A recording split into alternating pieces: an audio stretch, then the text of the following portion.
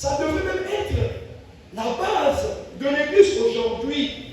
Les 12 apôtres envoyés par le Seigneur, tous unis autour de Pierre. Il n'y a pas eu l'église de Philippe, il n'y a pas eu l'église de Thomas, il n'y a pas eu l'église de Barthélemy, il n'y a pas eu l'église de Matthieu. Il y avait une seule église appelée église primitive, dirigée par l'apôtre Pierre. Parmi les 12, celui qui a reçu la révélation de connaître que le Christ. Et aujourd'hui, ceux-mêmes qui étaient avec Christ, qui ont marché avec Christ, sont restés unis autour d'un homme, le choisi, qui était Pierre. Aujourd'hui, les hommes s'énervent. Chacun crée son église. Chacun crée son église. Pourquoi si c'est le même Dieu qui les a envoyés? Pourquoi ils ne sont pas tous unis dans un seul endroit, autour d'une seule personne? Ça veut dire que les intérêts qui leur guident, ce n'est pas les intérêts du Seigneur Jésus-Christ, ce sont leurs propres intérêts. Et c'est là où nous avons reçu encore ce temps spécial, que nous appelons affectueusement Aimé Michel Chitembo.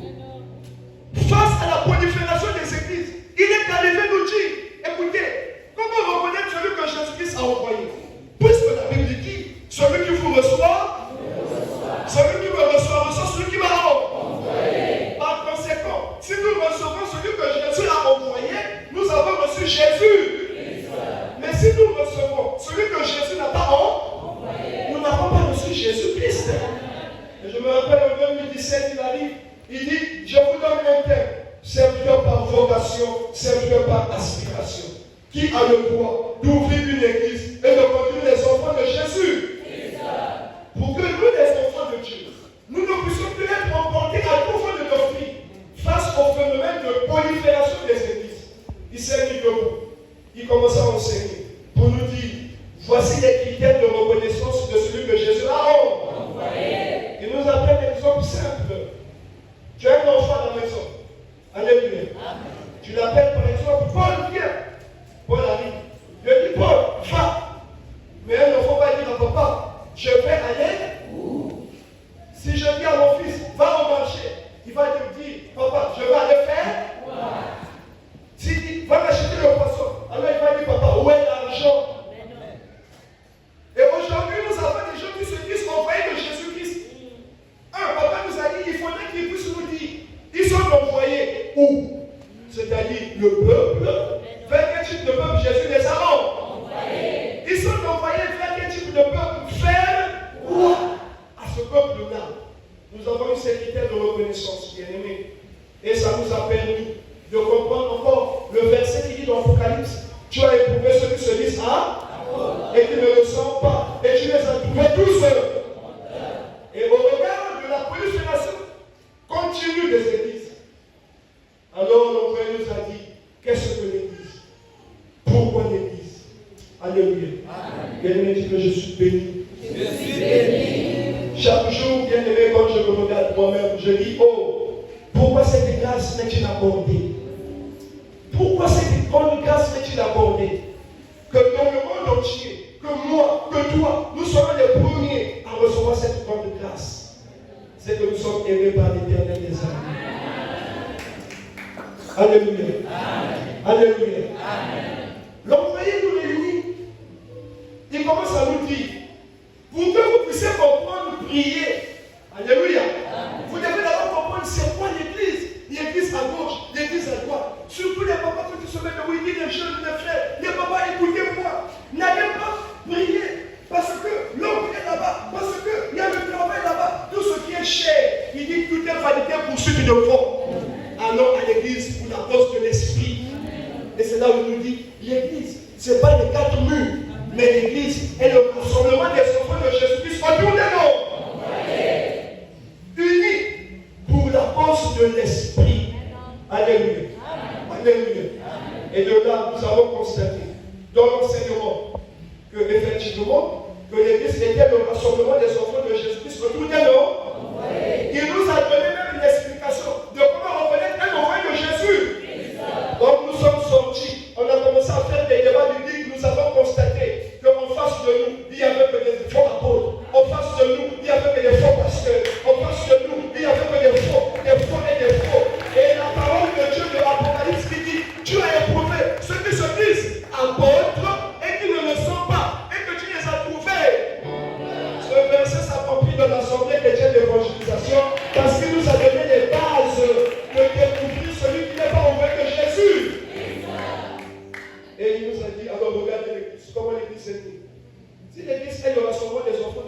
les noms.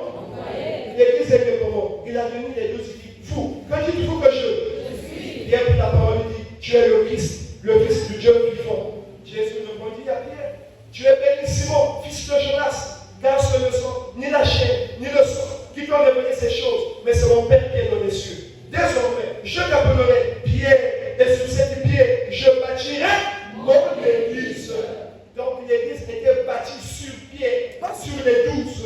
Pourquoi Jésus n'a pas bâti l'église sur les 12? Seulement sur celui qui a su qui il était.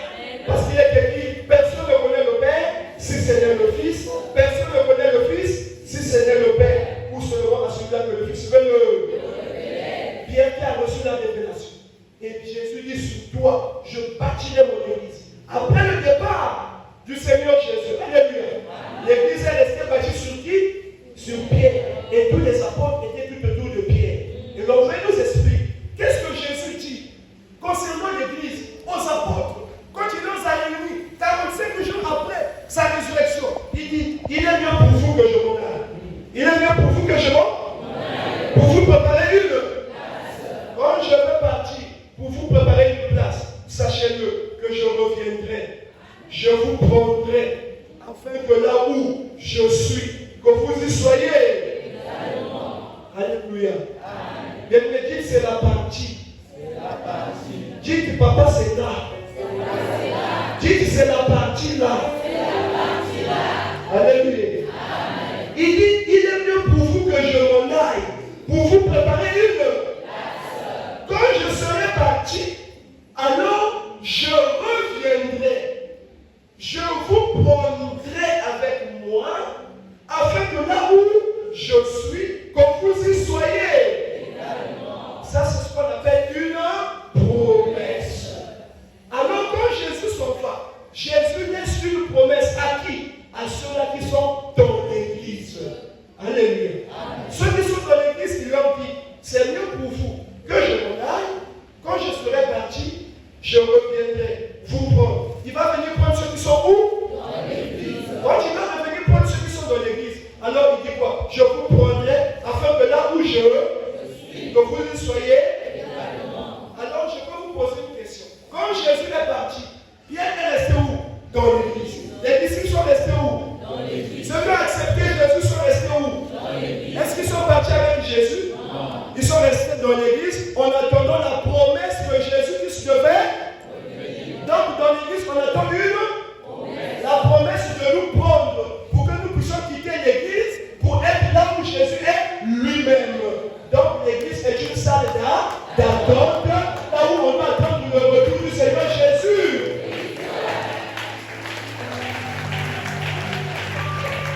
Alléluia. Donc si l'église est une salle d'attente, l'église n'est pas une destination finale des esprits des enfants de Dieu, car il y avait une promesse pour l'église que Jésus devait revenir nous prendre pour que là où il est, que nous y soyons aussi.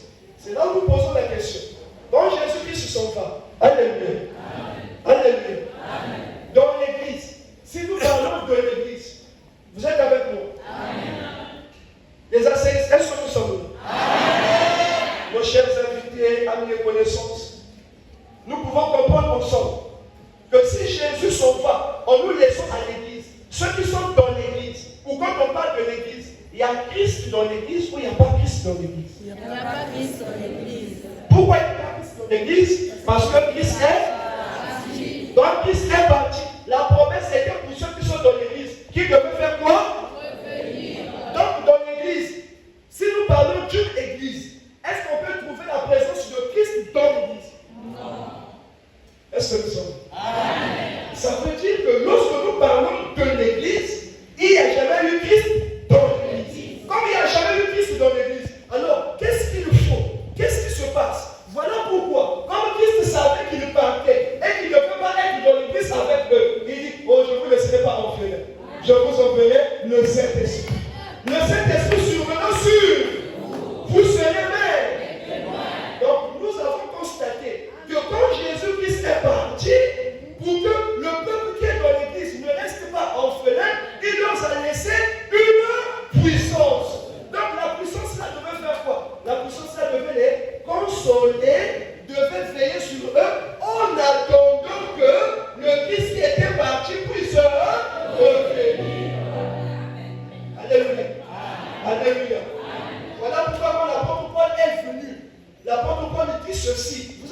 avec moi.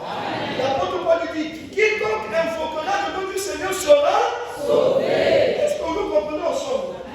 Quiconque invoquera le nom du Seigneur sera sauvé. Est-ce que invoquer? Oh, dis que je suis béni. Je suis béni. Bien aimé, nous ne parlons pas par fanatisme, mais nous reconnaissons que nous avons un Père. Il nous a fait partie de. Bon, s'il faut dire idiot, si vous comprenez, il nous a fait partie d'une manque d'intelligence à l'intelligence. Alléluia. Alléluia. Suivez bien aimé. Que veut dire invoquer? Qui connaît invoquer veut dire quoi? Faire invoquer veut dire faire et nous avons la définition que invoquer veut dire faire appel à un esprit à son. Donc si je dis oh Jésus, Jésus viens, Jésus tu connais mes problèmes, Jésus je t'invoque, ça veut dire que Jésus est là où il n'est pas là. Donc on ne peut pas invoquer quelqu'un qui est là, on invoque seulement quelqu'un qui n'est pas là. Donc si Paul a dit à l'église, quiconque invoquera le nom du Seigneur sera sauvé, ça veut dire que quand Paul était dans l'église, il n'y avait pas Christ dans l'église, alors il fallait faire quoi? Il fallait l'invoquer pour qu'il puisse le donner. Donc vous allez convenir avec moi que même l'invocation est une pratique de l'église, parce que c'est dans l'église où on doit invoquer, parce que Christ n'est pas dans l'église. Alléluia.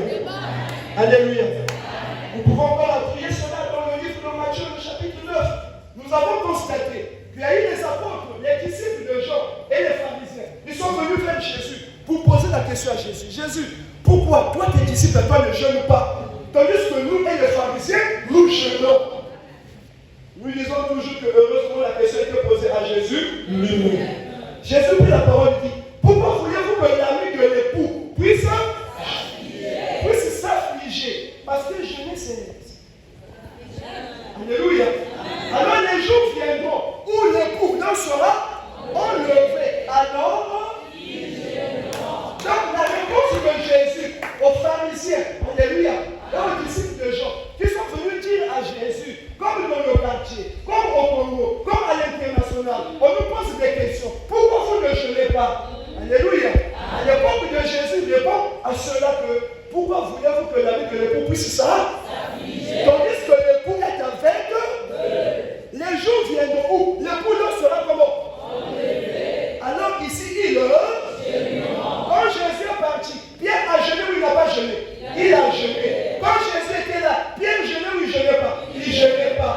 Alors il y a une différence. Quand Jésus est là et quand Jésus n'est pas là. Quand Jésus est là, on ne jeûne pas. Quand Jésus est parti, on peut jeûner. Alléluia. Alléluia. Voilà, il y avait un ensemble de rites que l'Église était obligée d'observer pour faire appel à l'Esprit du Seigneur, parce que le Christ était comment? Parti pour préparer des places. Donc quand l'Église est restée, il fallait invoquer, il fallait jeûner, il fallait imposer les mains, il fallait les dons, tout ça. Ce sont s'il faut dire les éléments dans l'église qui prouvent que Christ est comment? Parce que quand il était avec les disciples jeûnaient. Les disciples imposaient les mains. Les disciples invoquaient. Alors, nous avons constaté ces choses-là au milieu de l'église. Quand le Christ est comment? Voilà comment l'église est restée avec ses pratiques. Alors, après que l'église est restée avec ses pratiques, de l'invocation donnée par Paul et de l'imposition donnée par Pierre, puisqu'ils avaient l'esprit de Dieu qu'on leur avait laissé, comme le Christ était parti, alors il s'est passé quelque chose dans l'église. Dites qu'il s'est passé quelque chose dans l'église. Donc les apôtres, donc les gens pouvaient faire ce que Paul disait, c'était bien. C'était bien. Mais après il y a eu quelque chose. Dites qu'il y a eu quelque chose. Il y a eu un problème. 1 Thessaloniciens, le chapitre 2, le verset 3. Il dit, oh, que personne ne vous séduise aucune. Car il faut que l'apostasie soit arrivée auparavant. Avant que le jour du Seigneur n'arrive, il faut que l'apostasie soit arrivée. On a vu paraître l'homme du péché, le fils de la perdition, celui qui s'élève au-dessus de tout ce qu'on appelle Dieu ou de ce qu'on adore, jusqu'à s'asseoir dans le temple de Dieu, son programme lui-même. La Bible dit, ne vous souvenez-vous pas, je vous disais ces choses lorsque j'étais encore chez vous. Maintenant, vous savez ce qui le retient, afin qu'il n'apparaisse dans son temps. L'apparition de l'impie se fera par des prodiges et des miracles. Donc là, on nous fait la démonstration qu'avant que le Christ qui est parti ici puisse revenir pour nous prendre, attention, on ne vous montre pas. Avant que le Christ puisse revenir, il faut que l'apostasie soit arrivée haut. Il faut que l'apostasie soit arrivée. Qu'on ait vu paraître l'homme du péché. Celui qui se lève rentre dans l'église au Pokemon lui-même. Pour notre connaissance, nous pouvons faire la lecture de l'Apocalypse, le chapitre 13, de l'Apocalypse, le chapitre 20, où nous allons voir que là, le diable qui était lié, quand il est sorti de la Bible, il est rentré dans l'église, il a investi le bon dessein. Quand il a investi le bon dessein, alléluia. Dans l'église, il a trouvé l'information. Dans l'église, il a trouvé les dons. Dans l'église, il a trouvé la vision. Dans l'église, il a trouvé tout ce que nous venons de citer. Alléluia.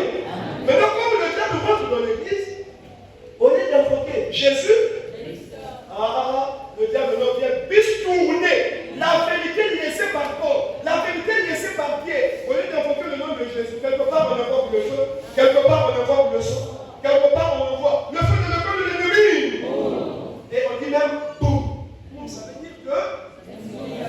Et quand même, de regarder le feu de l'école de l'ennemi, ça va bomber comme une fois. Il y a combien de comptes de l'ennemi? Alléluia. Et donc le diable est rentré dans l'église. Il a dévié les enfants de Dieu. Il a effacé la parole de Dieu. Voilà comment tous les enfants de Jésus-Christ qui étaient restés dans l'église avant le retour du Seigneur Jésus-Christ, tous les enfants de Christ, alléluia. Nous sommes allés dans les gardes-morts.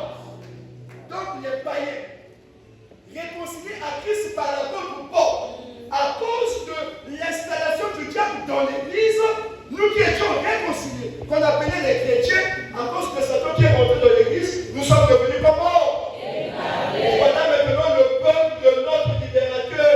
Le peuple là s'appelle le peuple égaré par la puissance de par la puissance de l'apostasie. Quand l'impie rentre dans l'église, il dévie la parole de Dieu. Nous sommes devenus comme quand on devait égarer, papa nous a fait une démonstration qui a dit, mais je descends. Il dit ceci. Bah, il t'a goûté avec. Mais ma goutte a tout que quoi? Qu'est-ce qui s'est passé? Que nous me sommes déclaré que vous la goûté avec. Et le pasteur qui dit, bah, il t'a goûté avec. Mais ça va faire ça comme vous goûté avec. Ma goutte a goûté avec. Alléluia. Bah, il y a moi. Il y a pas de goûté avec pour aller dans la l'église. Parce que il y a pas de ça pour goûter avec pour aller dans l'église. Pourquoi pas tout le monde? Pourquoi tu veux que vous passiez? Qui sont que vous passiez? Vous savez que vous passiez? C'est qu'il y a un mal que vous que dans sa barre fait. Parce que la Bible dit soyez féconds, multipliez, remplissez là. Dieu nous a déjà bénis. Maintenant, qu'est-ce qui s'est passé? Que la bénédiction que Dieu nous a donnée, on ne peut plus cette bénédiction. Ça veut dire que le diable est rentré dans l'église, il a ravi notre bénédiction. Quand il a ravi notre bénédiction, alléluia. Et maintenant, tout ça, tout ce que nous pouvons vivre là, le diable nous a fait ça par la puissance de la sorcellerie. Et maintenant, nous pour recevoir ces choses, c'est qu'il envoie maintenant ses serviteurs des pasteurs. Il envoie ses serviteurs. Qui envoie ses serviteurs? Satan. Ses serviteurs des pasteurs. Ses serviteurs des faux apôtres. Alléluia. Quand il envoie ses serviteurs des faux apôtres, il rentre dans l'église. Mais il va vous lever. Regardez ça. Donc le pasteur qui dit ça, c'est un serviteur de Satan. Bah, la vie bénédiction avec nous. Maintenant, Satan est placé dans la Bible. Pour que là, nous Satan, même proposer à ma couenne, même proposer à Moudou, même proposer à Bissalou, mais la Bible nous a proposé un béton. Dieu nous avait donné gratuitement. Il y avait pour la façon qu'il faut mettre plus là, mais c'est la même personne qui nous a ravi ça. Pour que mettre la bouche royale, mettre à adorer hier. Voilà comment l'adoration de la bête a commencé à donner. Alléluia. Dans l'église.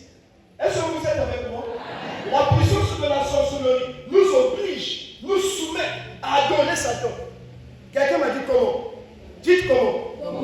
Bon, si, il n'y a même pas dans l'hôpital. Ma bouteille est tout est normal. Mais il y a la bouteille, c'est qu'il y a un problème. Le problème là vient d'où? Le problème là n'est pas tout à voir. C'est qu'il y a une force, il y a une puissance qui a bloqué, qui a pris, qui a fermé. Mais cette puissance a pris ça pourquoi? C'est pour que je puisse déclarer ça. Et quand je vais déclarer, c'est cette personne lui qui va même se dénoncer. Que ma boucle y a rien. Mais c'est quelqu'un qui m'a dit, c'est pour ça que tu vas d'abord me dire, mets-toi à genoux. Mais comme j'en ai besoin, vous faites à genoux, alors j'adore la bête. Et pendant beaucoup des années, nous sommes restés vraiment dans les gardes. Voilà maintenant nous aussi, dites nous aussi. Comme le peuple d'Israël, soumis à l'esclavage par Pharaon. Nous les égarés, nous étions soumis à l'esclavage par l'impie, par l'apostasie. Alléluia. Et maintenant, nous n'avons pas souffert 400 ans. Bien aimé, c'est beaucoup d'années. C'est beaucoup d'années. Et jusqu'à ce qu'un jour, nous avons reçu un libérateur. Dieu a pensé au peuple égaré, égaré par la puissance de la sorcellerie, égaré par l'apostasie. Dieu a choisi celui que nous appelons Aimé, Michel, Chimtembo. Dieu l'a choisi pour envoyer les hommes égarés. Égaré par la puissance de la sorcellerie. Comme Michel a dit, alléluia. Alléluia.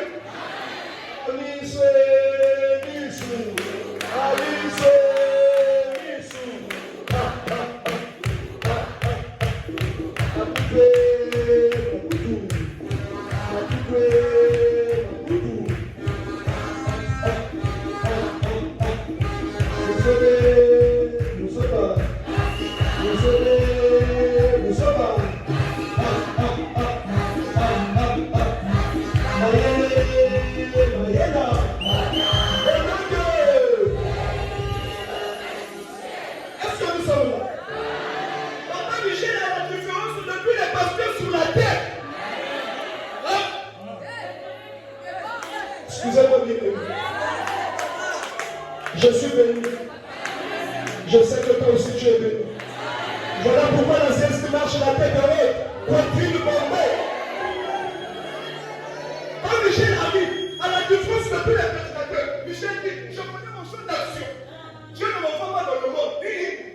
Dieu ne m'envoie pas en Israël. Non. Il y a de ceux-là qui sont envoyés avec la repentance mais chez les païens. Qui confirment même que la repentance ne peut se repentir que celui qui a reçu la loi. Comment les Israéliens ont reçu la loi? Et ce sont ceux qui n'ont pas reçu la loi qui doivent se repentir. Ça, c'est qu'elle est envoyée. Elle est du prophète. Après votre foi, de plusieurs manières, à plusieurs reprises, par ailleurs à nos pères pardon. Au fait que Dieu dans ces derniers temps nous a parlé par le Fils qui établit l'héritier de toutes. Et le Fils qui établit Jésus ne croit pas des prophètes, il ne croit des apôtres. Comment se fait-il que tu demandes prophète du temps? Et quand tu arrives, tu viens vers les païens avec un peuple, avec une mission. Alléluia. Jésus envoie vers les païens pour la repentance. Oui, on va demander pardon, on a fait quoi? Pendant que tu as tué. J'ai tué, qui m'a dit que tu ne tueras pas. Oh, Dieu m'a dit, tu ne tueras pas. Moi, là où Dieu m'a dit à moi le païen que tu ne tueras pas. Il est écrit, souvenez-vous de la loi de Moïse, mon prophète, à qui j'ai donné la loi pour tout Israël. La loi n'est pas pour les païens, la loi n'est pas pour les Israélites. Comme si tu vas prêcher la repentance, va prêcher la repentance en Israël. Et puis les formats aussi, par le biais de notre libérateur, que la parole de Dieu est prêchée selon l'espace et le temps. Suivant l'espace et le temps. Alléluia. La loi est donc venue. Jean-Baptiste a mené la repentance. Jésus a mené la réconciliation. Le peuple est déjà réconcilié. Il a effacé. L'acte de l'exaltation sous condamné. La loi est déjà effacée. Donc tu vas prêcher la repentance à qui? Même en Israël, la repentance n'est plus le message de ce peuple. À la différence n'est plus le mot. Alléluia. Est-ce qu'il y a assez sur le sang? À la différence n'est plus les employés. À la différence n'est plus les pasteurs. Michel, quand tu arrives, alléluia. Michel, papa, je t'envoie. Papa, tu m'envoies où? Dans les églises. Michel, papa, je t'envoie. Tu m'envoies où? Vers les hommes. Hey! Les hommes sont égarés où? Dans les églises. Raison pour laquelle, quand papa Michel se met debout, il lui dit, papa, il y a voulu égarer le cas de vos églises parce que le diable revient dans l'église, il va venir les enfants de Michel à l'égarement. Quand Michel arrive, il connaît son peuple, il connaît son champ d'action. Le peuple de Michel, c'est des âmes égarées, égarées par l'apostasie, et son peuple se trouve dans les airs. Alors quand Michel se met debout, il dit, bon, quand mon peuple se trouve dans les Je vais d'abord demander à mes enfants qui sont dans les églises. Va fourrer ou lissou, pour que l'on d'abord que la foi de Satan.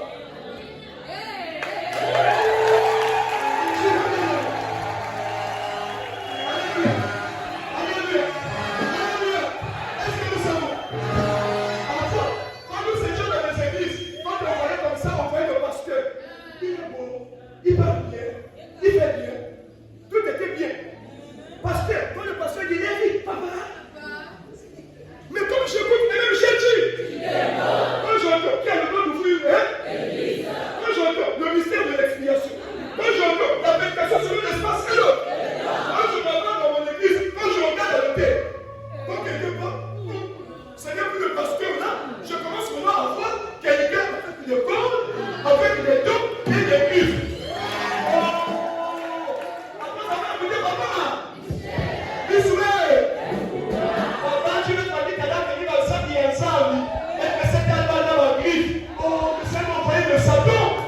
Pourquoi il n'a pas de peuple? Demande le pasteur qu'on peut faire où? Vous savez. Demande-lui Dieu d'envoyer faire quoi? Vous savez. Quelle est ta mission? Vous savez. Quelle est la promesse que Dieu veut accomplir? Vous savez. Alors, mais c'est un pasteur, lui aussi là. Alléluia. Et c'est un pasteur, mais ça va nous monter.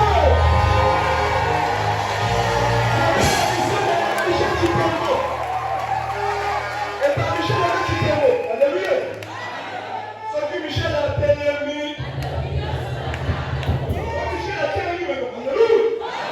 Papa Michel n'a pas besoin de te toucher. Il n'a même pas besoin que vous soyez en contact. Un frère aux États-Unis, il a pris le téléphone. Il sortait des menaces. Il sortait des menaces.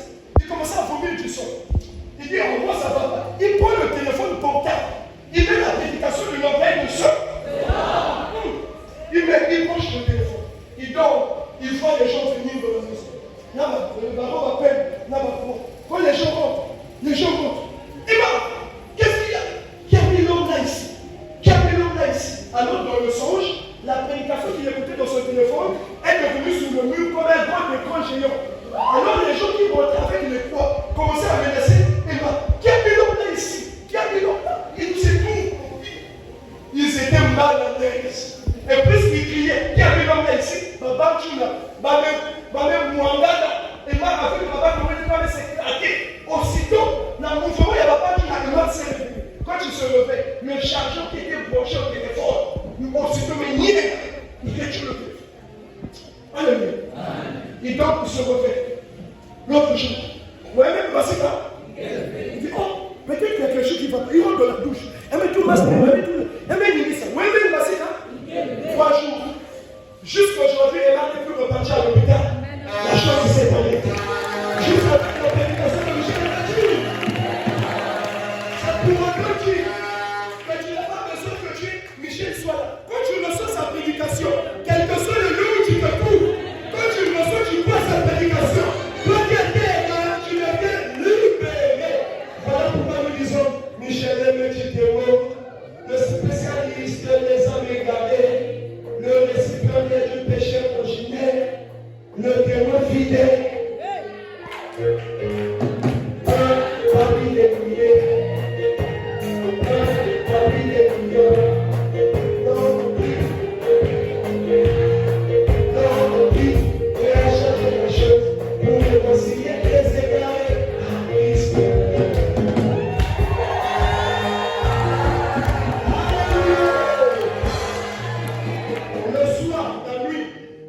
Nous allons maintenant prendre l'historique. Voilà pourquoi Papa Michel il dit, moi je viens passer, je viens dans l'église. C'est une ça là. Voilà Michel, je viens pour vous voir la promesse que Jésus a faite à l'église. S'accomplit par Michel et Mathilde. Et quand il vient, il dit, je vous emmène de l'église. Quand tu es à l'épouse, la parole dit, je vous ai fiancé. Mais si tu es fiancé, tu es chez les parents. Tu n'es pas marié, tu dois appeler ton mari. Mais Michel vient maintenant pour nous faire marier. Voilà pourquoi aujourd'hui, la sœur ne s'appelle pas église, mais s'appelle épouse. Et nous, comme nous sommes dans l'épouse, l'époux, alléluia, est avec nous. Donc, dans l'épouse, nous, on ne peut plus gêner. Donc, qui va me dire pourquoi? Qui va me dire pourquoi? Dans l'épouse, on ne peut plus gêner.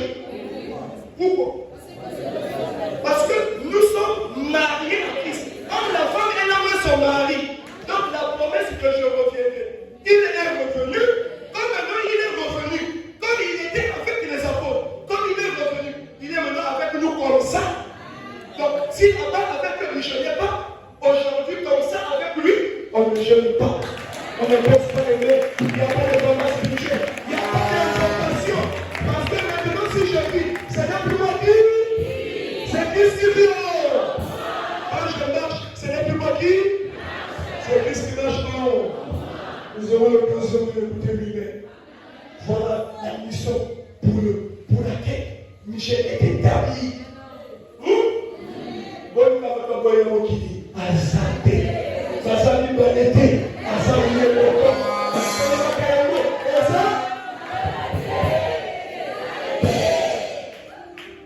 Là, c'était la parole. Vous voyez comment déjà. Donc, la belle ici dit non. Oh, il y a qu'à la porte. Donc, ok, je vais te dire. Abadji, la 91. Dès qu'il est Abadji, dès qu'il est évolué, les souffrances qui l'ont gêné dans le ministère, quand je vois, excusez-moi, alléluia, il y a des pasteurs, dans la ville de Pointe-Noire. Quand ils ont fait le berger passer par là, ils disent, écoutez, assis ça. Quand les fils de Michel se mettent debout, il faut délivrer les choses. Tu considères l'église, 3 ans, 4 ans, quand on a mis la tête, l'autre façon. Bon, tu as mis un, tu les as pris où? Ils étaient où? Ils étaient comment? Tu les avais où? Et là, que le pasteur me dit, je chasse les démons aujourd'hui, je chasse encore les démons de Pourquoi? Mais comment se fait le mot non? Alléluia, la pompe avec la pompe, que tu me rappelles lui-même, je vais parler de révélateur.